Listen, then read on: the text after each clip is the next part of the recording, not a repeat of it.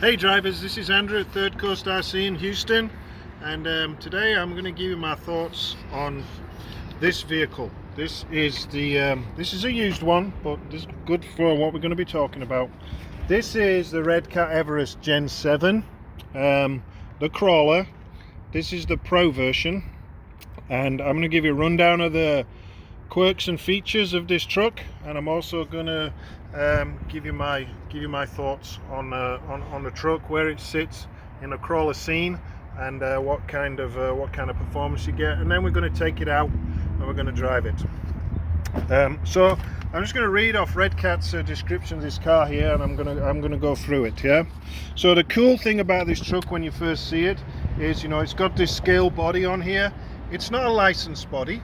That's the first thing. It's not a Land Rover, it's not a Range Rover, it's not a Toyota, it's not any of those it's not based on a real vehicle, but it does look the part, yeah, you know. But this helps them keep the cost down. You know, if they've got a licensed body shell like what's on the Gen 8, then there's some cost involved in that licensing, but this truck doesn't have that. One thing that I really like about this truck is how you get into the body. To look underneath is held with the hook and loop velcro on the front here, and this just lifts up like that to reveal the chassis underneath. So let's take a look at the chassis. The chassis is a 3mm ladder style chassis, so you can see it here. If I put it on top of the truck, we've got this ladder style chassis here that is 3mm framed chassis that was specifically designed for crawling. So we can see that real strong, real durable metal chassis frame on this. It's got a hinged body mount, and also a lot of people don't realize this, inside the hinged body mount is this little piece here that plugs in here and then can actually go into your body post here, and holds the truck upright. So you can work on it. So that's a real cool feature. I really like that in this truck. It makes it easy access, for want of a better term, and you know, with this hook and loop here on the front.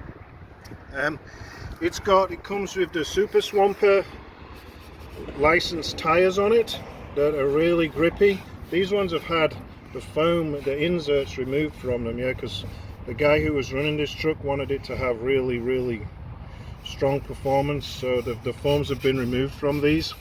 It comes with a brushed motor, but it's a strong motor. This motor is really good. I have no customers come in and complain about the motor on these. It gives good performance. It's great for crawling. It's a good motor. This truck's had the 25 Kg Servo put in it. I don't think it comes with this 25 Kg Servo. It comes with a slightly lower torque one out of the box. But this is a great low-cost upgrade to this truck. It comes with the roof rack on the top. It comes with a spare wheel on the top. This one has been removed, the spare wheel, and it's a true spare wheel on the top to lower the center of gravity. This customer took it off here. It normally has a little some extra ancillary items on here, shovels and jacks and things like that on the roof. He removed them all off this vehicle. It comes with the tow hooks on the front plastic bumpers, and on the rear it's got the tow hooks as well.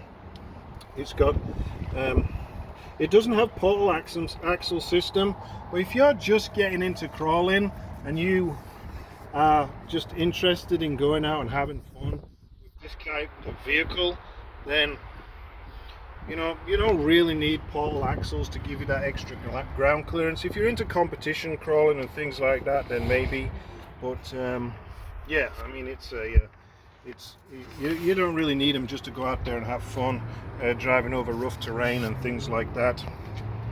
The chassis is all braced with these aluminum tubing on here all around. We can see this is all pretty strong aluminum tubing. We've got more over here, and the ESC in the truck has different settings for the different brake modes. You can change that on the ESC here, and you know, if you want to get, I mean, these retail for like $250. I mean, if you want to get, and they come ready to run with a nickel metal hydride 3000 milliamp battery. If you want to start to get into the crawler scene, there probably isn't, you know, this is a very good vehicle just to get into that fun trail running, custom kind of scale crawling scene. It's an awesome vehicle to do that with, and I really like it. We sell a lot of them here in our store, and we don't have any problems with them. If we were having problems with them, people coming back, then we wouldn't sell them. I don't want to be dealing with things that are not working right. We very rarely have these come back in the shop. Mainly they come back in for people to buy hop-ups for them. There's a whole line of hop-ups that are available for them. All kinds of custom aluminum items, from the bottom chassis plate here to the bumper mounts, and all different kinds of things.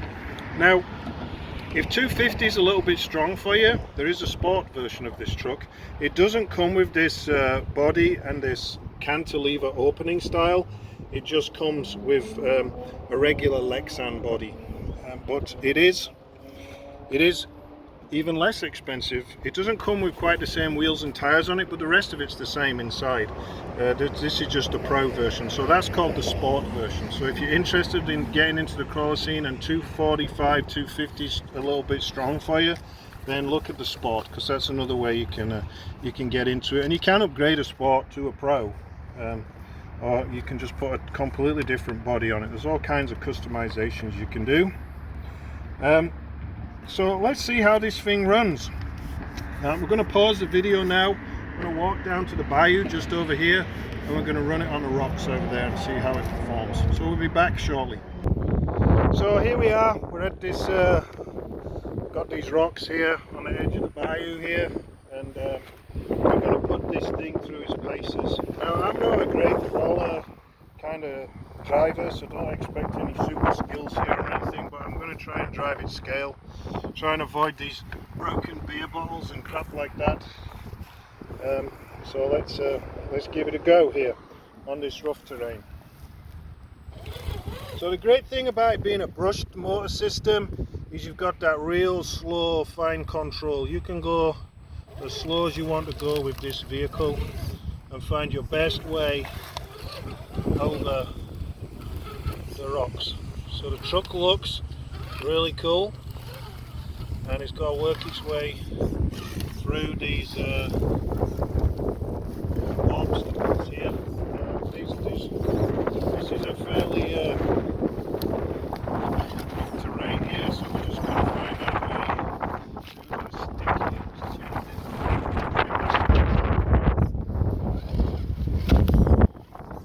So the tires really do grip nice and strong, especially with these ones having the inserts removed. I think that gives them a little bit more grip, but it will cause them to roll over on themselves when you do that.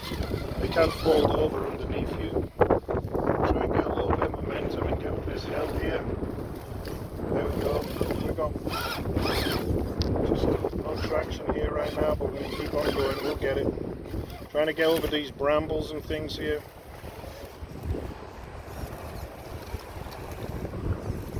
She's getting all that stuff entwined around her wheels right now. It's not a perfect environment. I'll pick her up a little bit. Yeah, see, look, there's a problem we've got here. We've got a vine around the wheels here. So what you see is what you get with us. So I'm going to cut these off. Cut these vines off my wheels here and find a slightly less tricky spot to run here. You can see here we got these vines now embedded in our wheels here, so I'm just going to pull these out. We don't want them in there because they are really messing up our crawling fun. You know, this is not what crawlers are meant to do, is get tangled up in stupid vines. Let's go over here where there's a little less dirt speeds.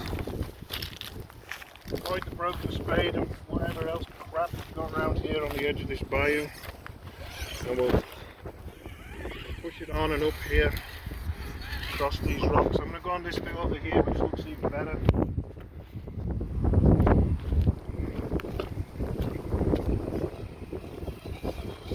So it's really quite capable. It's getting up here.